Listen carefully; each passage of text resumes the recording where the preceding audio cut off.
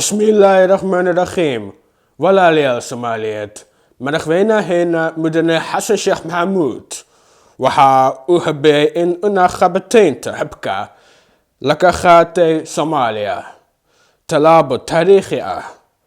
Cunaqabatayntii hubka ee saarneyd Soomaaliya ilaa 1922 laakiin waa in aad ka faa'iidaysano fursadan in aan u iibsano hub qarshi ah iyo qalab ciidan oo lagu dagaalamo ee khawaarijta. Argagixisadaas maalin walba dilayso Soomaaliya halaago.